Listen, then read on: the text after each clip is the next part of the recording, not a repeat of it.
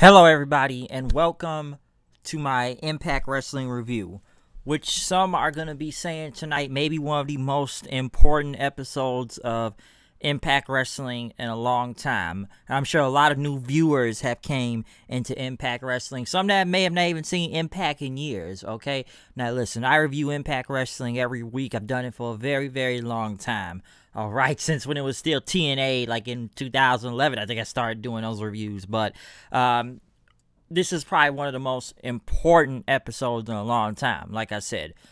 Of course, the point being that I'm sure a lot of people have tuned in for the Kenny Omega and Don Callis interview, the new AEW World Champion on Impact Wrestling, as it was said on Dynamite last week. And a lot of people were going to be wondering what was going to happen, and, you know, a lot of people said they're going to watch the show now, or some were mostly going to be watching for the Kenny interview, which I've seen a lot of people tonight, and trust me, I've seen this through Twitter, and my friend told me, and on, because he watched it on the Twitch, I was watching on Access TV, but a lot of them were complaining, like, where's Kenny, where's Kenny? Right at the bat, the first part of the show, they thought the interview was going to be right now. They were watching it for Kenny, and they didn't want to sit through 2 hours of the show, okay?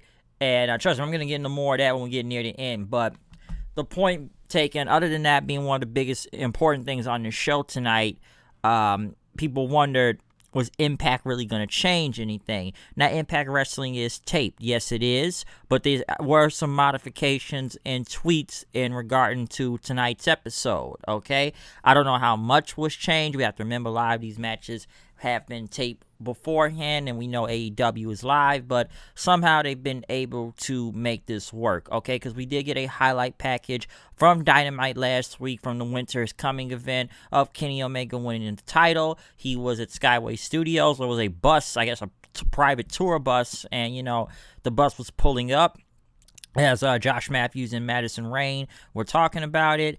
We did kick it off with Josh Alexander versus Chris Sabin, which, you know, the Guns did say that the second, the second objective on their checklist is that they're going to beat the North. So I guess we got a one-on-one between both Alexander and Sabin. A very good match to kick off the show, though. Chris Sabin did end up getting the jackknife roll-up on him then, but mostly because Ethan Page had tried to, you know, warn Josh to, you know, kept telling him to drop on his head and whatnot, and I guess he got distracted by Ethan Page, what he was trying to tell him, so Sabin ended up getting a roll-up win, and Josh Alexander was pissed off then after that, you know, trying to almost blaming Ethan Page in a way throughout this match. But like I said, very good match to kick off the show. One thing that was different also tonight was the commentary, especially with Josh Matthews and Madison Rayne. There's one thing I think everybody could agree in the chat room on, is that they all hate Josh Matthews, okay? Because they just cannot stand Josh Matthews.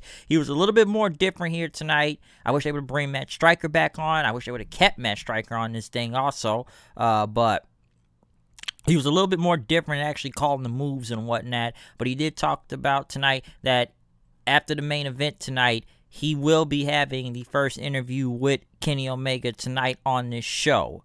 Okay? Didn't say when, but tonight he was going to have a sit-down interview with both Kenny Omega and Don Callis. So they have to wait for that throughout the show. Next on this show, though, Moose was sitting down. As he was just kind of sitting down like this, focused, as Chris Bay came up, asking him, yo, we talk about strategy for the match tonight? It was good, man. But Moose said, listen, I don't talk. He lets these do the talking for him, his fists. And, you know, Moose talked about, you know, Chris Bay trying to become the next champion, Impact champion by Final Resolution this Saturday. But then he says, I'll talk to you when you have that title then, okay? So we'll talk after the show, as Moose basically sat and was preparing himself. So Moose more serious this week and still going after the Impact World title. Now, next was something different we saw here. Tony Schiavone and Tony Khan showed up. A paid advertisement from AEW. Basically, they were there promoting the matches for tomorrow night's show, and you know, it kind of talked about, oh, you guys got to watch the Bucks versus Jack Hamilton and Helico. We know Impact's got a great tag division, but we got this ourselves also. He talked about he wasn't really happy with Kenny winning the title that way, and then kind of taking very multiple passive-aggressive shots at Impact and saying, I might just buy Impact Wrestling. And he said, hey, Tony, you worked for a day. Did you quit after? He says, yes, I worked here one day and then quit the business for 18 years. Yeah, that was like in, 2003, if I remember. And Tony Khan, basically, giving Tony Schiavone a hug, and we appreciate you coming back into wrestling and everything, and talking about, hey, get ready for this interview tomorrow with Sting tomorrow night, so watch out for that. And he's gonna be looking forward to what Kenny and Don Callis have to say tonight and tomorrow. So interesting, we got a paid advertisement from them. Like I said, multiple passive aggressive shots at Impact.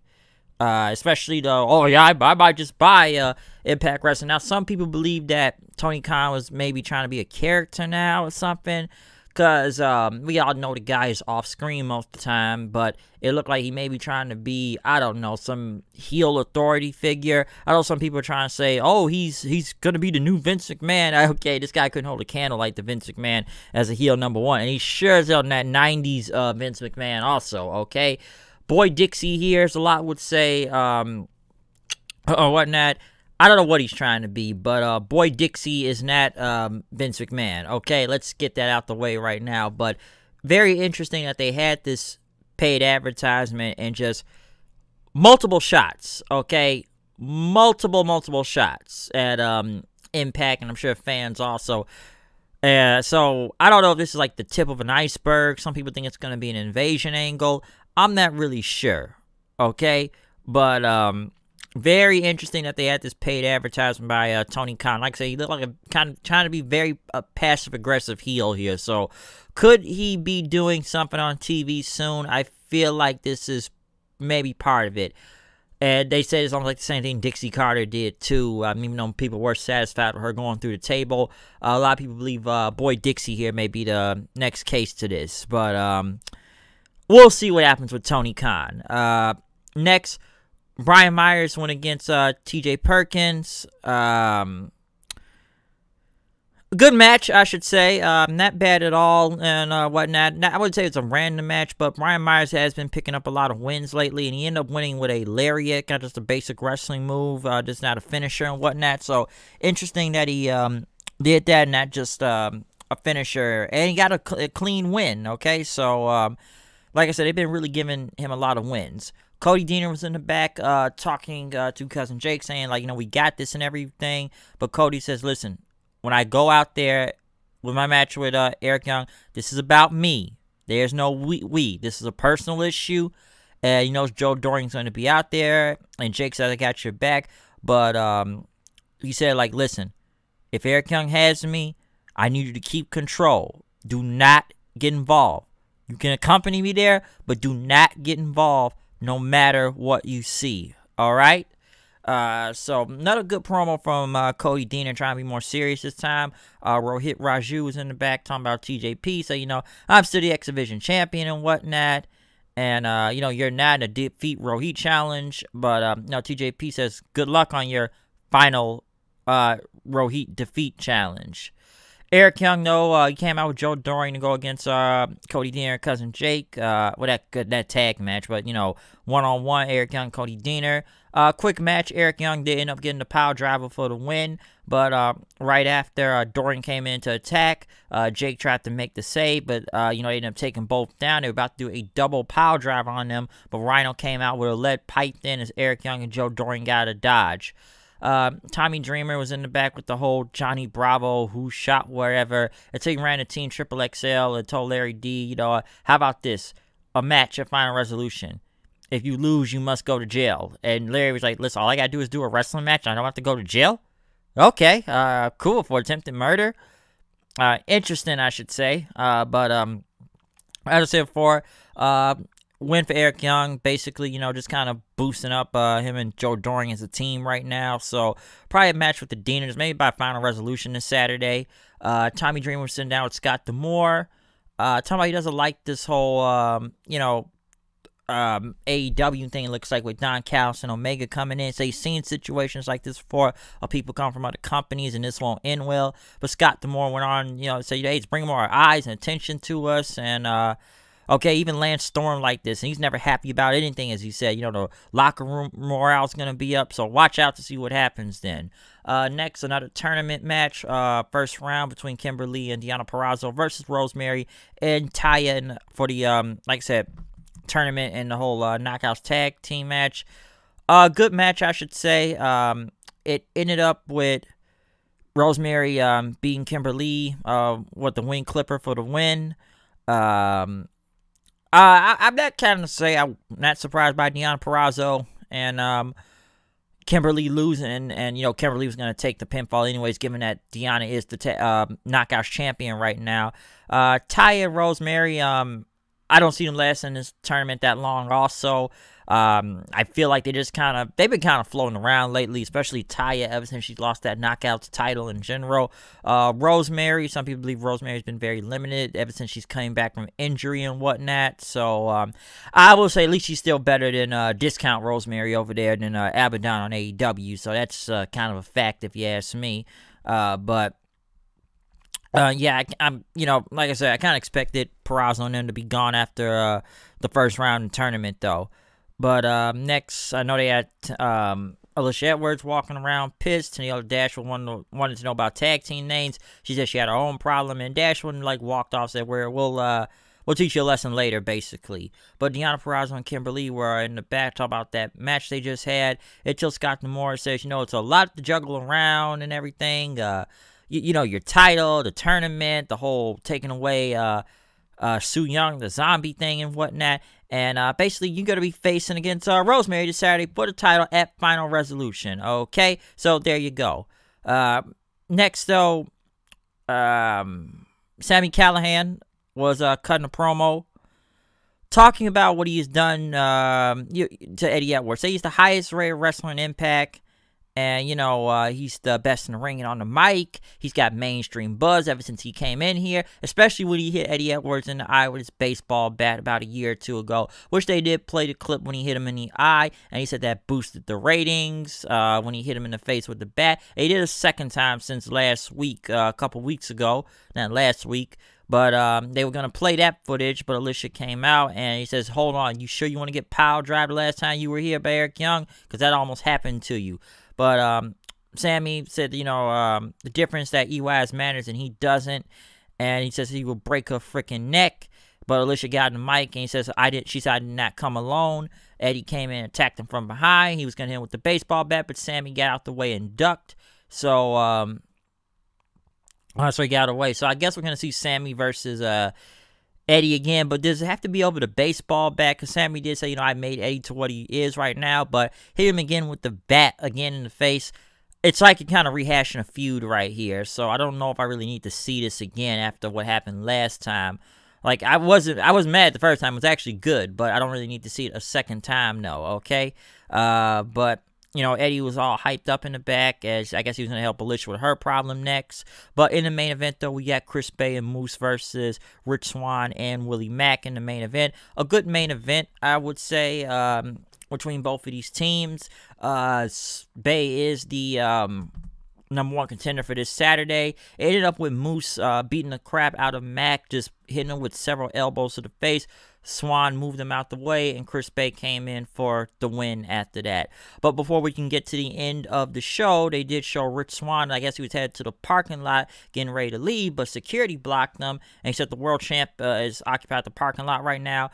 Swann thought it was Moose, the whole TNA world champion, but he says, no, it's for the AEW champion, Kenny Omega. He let Josh Matthews through, but would not let Rich Swann through, and he was pissed off by that. So I'm going to get into more Rich Swann in a second, though, when we get to this interview. So now we finally reached the end.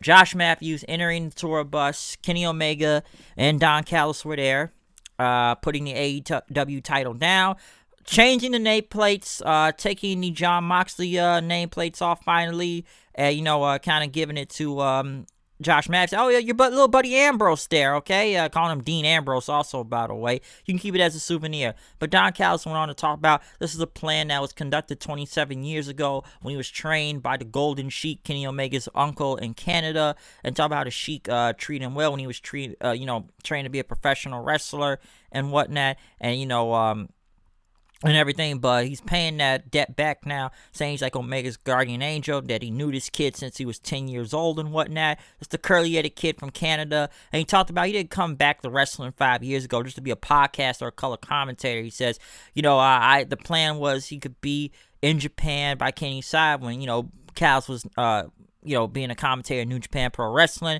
and he was there when he won the IWGP title. He's been through a lot of his big moments in New Japan and in now in AEW, and talk about how he booked Chris Jericho and Kenny Omega in the Tokyo Dome a couple years ago, and that this is how AEW got started. Okay, that's how it got started, was because of that match. It was like I don't know, what would you call it? The precursor, I should say. And Callis went on to say AEW fans should be sending thank you cards to him and Kenny, and that we have changed the course of wrestling history. Someone called it the golden screw job, but no, he doesn't see it as that. He's going to set things straight here, okay? And, some people make matches, people like to make memories, but we like to make history, okay? But Josh Matthews said, I know Callis said that his man is a Hall of Famer in his mid-30s, and, Josh Matthews asked Omega, is this tarnishing your legacy? Callis started to get pissed, and Omega said, all right, let me ask the question again. And he says, listen, take the situation. If that was your dad or father figure in the ring, would you let Jon Moxley do that and strike him down? You would get up and hit that person back if he struck your dad down, and basically. And, Omega said that Callis is the architect, and he's the invisible hand to all this. And Omega went on, said coming from that place and everything. He started to talk about all the matches he's had, great from Mexico and Japan and Zimbabwe, and he's lived like this high-class lifestyle now and traveling and whatnot in wrestling. And he's kind of going on some of his matches that, he's in the top of AEW right now, and the top matches of this many years, and number one on Meltzer's whatever list and whatnot, the PWI 500. And now, he talked about how he's collected a lot of comic books back then, and now he's collected the biggest prize. This is the Action Comics, basically like Superman and whatnot. This title right there, the AEW Championship. I could be going for another titles right now. He wants to collect some other things right now. All right, and there's a lot of rare prizes like that Impact title right there. And Omega and Callis say, listen, we got to go from here now because we got to be back in Jacksonville tomorrow, and kind of do like what Lex Luger did, the whole Lex Express and whatnot. And hey, you want more answers? Watch tomorrow night's show, okay? And Kenny did his whole goodbye, good night thing and told Josh to go back to Stanford and whatnot. And he seems nice, and Don Callis called him a stooge, and that was the end of the show. Okay, there's a lot to take from this show. Okay, the show itself was good, and I think there were changes made. All right, because I'm sure the most thing everybody paid attention to was mostly the Kenny Omega Don Callis interview. And I think the only things that would change was the commentary, a couple segments, the whole Tony Schiavone little paid advertisement they had, and like I said, the ending. That's what I believe was changed. Other than that, I feel like it was a regular episode of Impact in general. Yes, could it have been changed a week in advance? Yes, it could. One thing I was glad they did do was keep the comedy to a minimum. Other than the whole Johnny Bravo, Tommy Dreamer, whatever thing, that was very minimum. They tried to at least keep everything serious, okay? Because, listen, a lot of new people were going to be watching. And I know the Twitch thing went up big time. The numbers went really high, even though it was just a lot of AEW superfan trolls out there just kind of just like, where's Kenny? Where's Kenny? Why do I have to sit through 2 hours of this? Blah, blah, blah. It's called a hook. It's to keep you into the show so you could wait for it, okay? So I even said this last week. Y'all motherfuckers going to have to watch Impact if you want to know what happens. And that's what you had to do tonight. Don't get me wrong. Impact still has a lot of changes they need to make also. also, all right? I know I'm sure people that are now watching Impact right now are thinking to themselves, where's the crowd? Where's the crowd? There's no crowd here and everything. So, like I said, it's a lot of new viewers that probably haven't watched Impact in years or just finally watched it in general, or just a lot of things. Some were just, like I said, some were just watching for the Kenny and Callis interview, all right? So, like I said, I don't know where this partnership is going to go on and whatnot. And, with Rich Swann kind of getting pissed off, I will say this right now. And sometime in the future, it's going to be Rich Swann versus Kenny Omega, champion versus champion. But when Kenny Omega talked about being a collector and everything with the comics, basically he's doing the Austin Aries belt collector thing, or Ultimo Dragon. But the most recent one I remember was Austin Aries when he was collecting belts from other companies. Yes, Kurt Angle and Bobby Lashley have done it too, but they kind of collected all the, belts in the company itself, not from different companies. Kenny, but, Kurt Angle was the IWGP champion at one point. Also, he was holding that belt too. But like with Austin Aries, he was holding belts from different companies. Right now, Kenny kind of owns 2 belts. I'm glad someone brought up the second one. Yes, he is the AEW World Champion. Yes, he is also the AAA Mega Champion 2. He could be getting the Impact World title next from Rich Swann. Hey, for all I know, he may be beating Moose for the TNA World Heavyweight Championship also. And I'm sure a lot of people are going to say right now, he could be going back to New Japan and taking the IWGP title also. Okay? So he may be taking that too. I don't know about New Japan though. That's a whole different story because a lot of people already believe that Ibushi's winning the title. I'll save that conversation for another day. But for all I know, Naito may be retaining, or Jay White may be winning it on night 2. I don't know, but we'll save New Japan talk for another time, okay? But I don't think Ibushi's taking that belt at Wrestle Kingdom. All right, so a lot of people think it's gonna be an Ibushi versus Kenny match, and then Kenny's gonna hold all these belts. Like I said, Don Callis though, I didn't mind his promo. Don Callis was at least more to the point on what was going on and everything. Kenny Omega is just all over the place and just moving all around his promos half the time. I've already said this about him in general. I'm not the biggest fan of Kenny on the microphone. He was being at least a little bit more overconfident since he is a heel and he's trying to be the cleaner again right now. But when he talks, he is all over the place. It is hard to follow where he is going because he was going all over the place. Like I said, I didn't mind if this Don Callis talk because he was being his hype man, but I was hoping it was going to keep Kenny Omega's words to a minimum because he just sometimes looks like a goofball when he talks, okay? He is all over the place. I've said this many times before. He is not the best on the microphone, and this was another example right here, okay? But still, though, the promos weren't that bad. All right. Now, like I said, it's going to be, I've seen a lot of different opinions throughout tonight of the show. Some people think this was good. Some people did not think Impact did not capitalize what was going on and maybe should keep changing more of the show. Because, listen, if we're bringing new viewers in, especially for this, and a week in advance, you need to put on the best damn show you can. All right. Like I said last week before, I think this whole thing helps Impact more than it helps AEW. Like I said, I know people are going to start saying dream matches and fantasy booking right now. Like I said, the numbers on Twitch raised to a high amount. Okay. They raised to a very high amount tonight because of this. It's just that Impact needs to capitalize and they're really going to have to do some better stuff. So, number one, stop having Jimmy Jacobs book a lot of this show because there's too much comedy stuff on here, all right? It really has. We saw a minimum of it tonight, but it's been way too much comedy on this show lately, okay? Now, I don't know when Impact talent is going to start showing up on AEW. I don't know if Swann's going to show up. I'm sure people are saying, are the North going to show up? Are the Good Brothers going to show up? Motor City Machine Guns, the Knockouts, Perazo, whoever will win the tag titles. Like I said, if it's one thing I said even last week, if it's one thing Impact does have over, and a lot of people will admit this to you right now, is that the Knockouts division will blow the AEW women's division out of the freaking water right now, okay? That's a fact. But, like I said, I'm not saying it's too talk. I'm not jumping ahead conclusions to talk too soon or whatnot, but we don't know what's gonna happen. For all I know, something may happen tomorrow night with this, so I'm not sure what the case is gonna be. But this interview though tonight, it was a very good segment. I think I like Callis on the microphone better though than I did Omega. Okay, So, like I said, I'm sure it's gonna be a lot of thoughts on this. Like I said, I've seen some people that have liked it tonight, but I've seen some people that have not liked it tonight. Some people think the only thing that was only worth to talk about were the AEW segments on this show than it was the Impact part of it. Okay, so it's a lot to talk about. It really is. So it's a lot to take. All right. I'm trying to go over this as best as I can here.